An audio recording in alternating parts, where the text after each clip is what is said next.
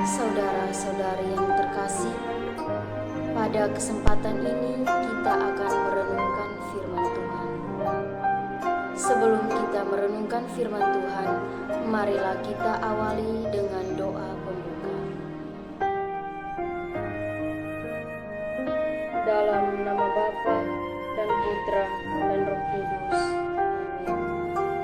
Allah Tritunggal yang Maha Kudus, Bapa, Putra, dan Roh Kudus, puji syukur kami panjatkan ke depan hadirat-Mu, karena hanya atas berkat dan perlindungan-Mu, kami masih dapat menghirup nafas kehidupan hingga saat ini.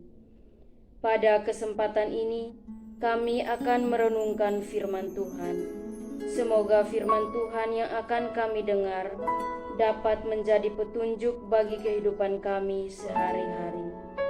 Demi Kristus Tuhan dan pengantara kami yang hidup dan berkuasa, kini dan sepanjang masa. Amin. Tuhan beserta kita, sekarang dan selama-lamanya.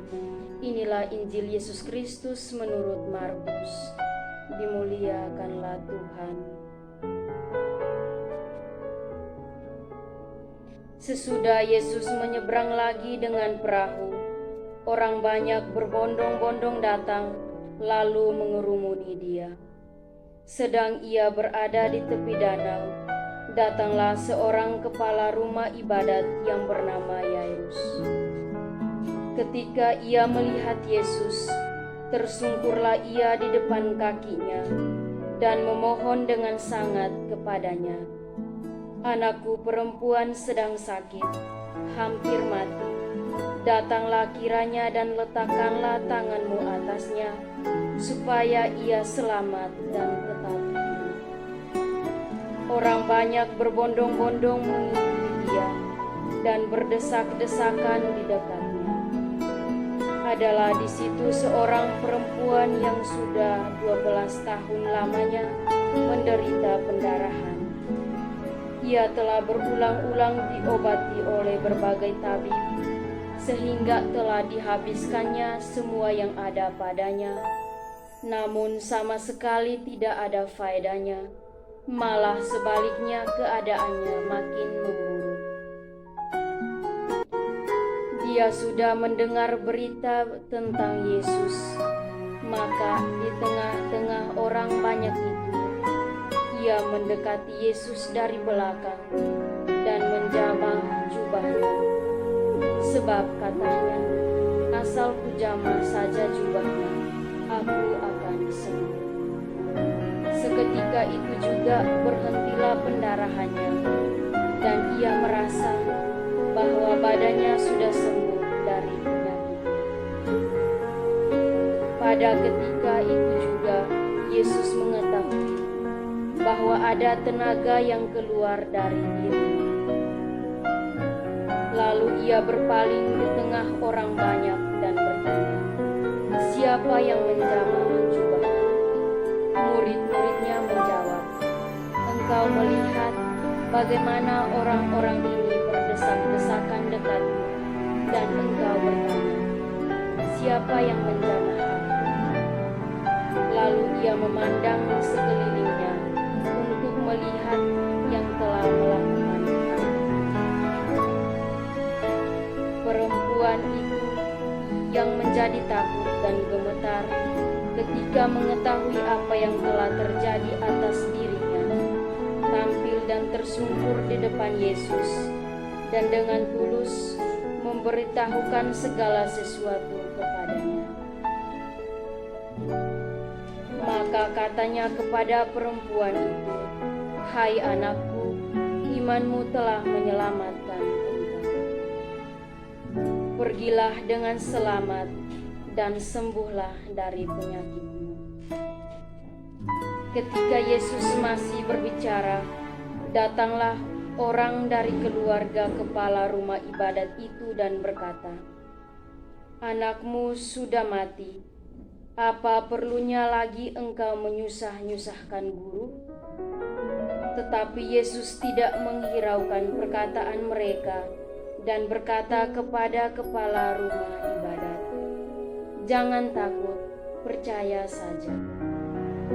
Lalu Yesus tidak memperbolehkan seorang pun ikut serta, kecuali Petrus, Yakobus, dan Yohanes, saudara Yakobus.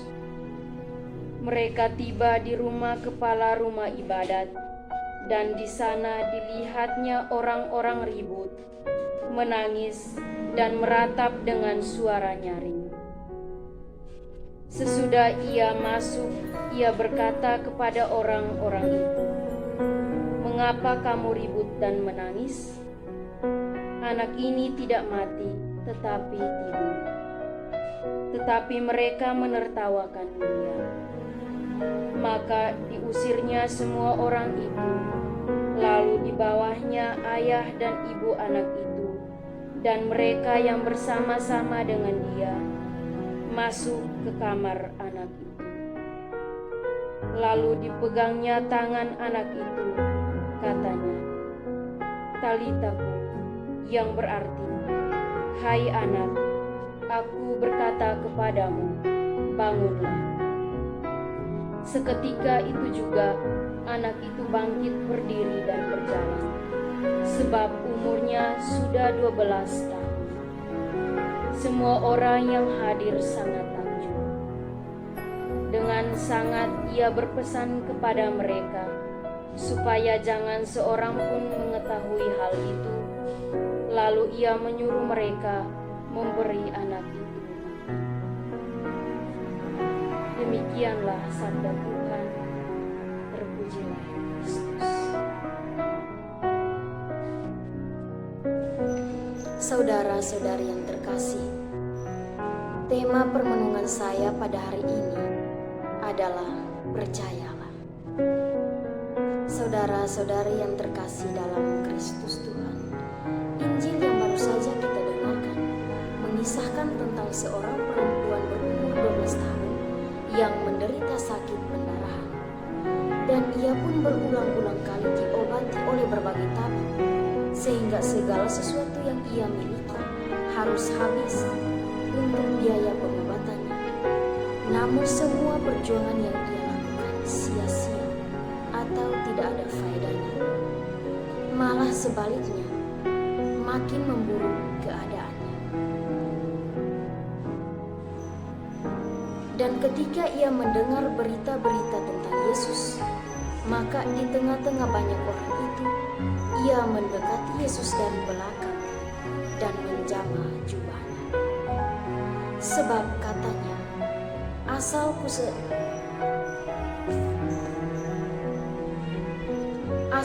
jamah saja jubahnya, aku akan sembuh. Seketika itu juga berhentilah pendarahannya, dan ia merasa bahwa keadaannya sudah sembuh atau sudah membaik. Artinya di sini bahwa perempuan ini dengan berani, penuh keyakinan dan percaya jika dengan menjamah jubah Yesus, ia pasti akan sembuh dari penyakit yang ia alami. Saudara-saudari yang terkasih, dalam kehidupan kita sebagai manusia, tentu saja tidak pernah luput dari yang namanya tantangan atau kendala. Tantangan itu akan datang silih berganti tanpa kita sadari. Maka dari situ kita perlu belajar dari seorang perempuan yang menderita penyakit pendarahan ini. Dia dengan percaya dan berani menjamah jubah Yesus, dan dengan sendirinya ia pun sembuh. Maka kita pun juga harus yakin dan percaya bahwa di setiap tantangan atau persoalan hidup yang kita alami pasti akan teratasi. Tuhan tidak akan pernah membiarkan umatnya menanggung bebannya sendiri. Tuhan pasti akan selalu memperhatikan setiap penderitaan yang dihadapi oleh setiap kita. Intinya kita percaya bahwa Tuhan adalah sumber kekuatan kita. Saudara-saudari yang terkasih, di akhir permenungan ini saya mau mengajak kita untuk tetap percaya. Percayalah kepada Tuhan, sebab Tuhanlah sumber kekuatan kita. Semoga. Saudara-saudaraku yang terkasih, marilah kita menutup permenungan kita hari ini dengan doa penutup. Allah yang kekal dan kuasa, terima kasih untuk penyertaan-Mu dalam permenungan kami hari ini. Semoga firman-Mu yang telah kami renungkan hari ini dapat kami amalkan dalam kehidupan kami sehari-hari. Demi Kristus Tuhan dan Pengantara kami, yang hidup dan berkuasa, kini dan sepanjang masa.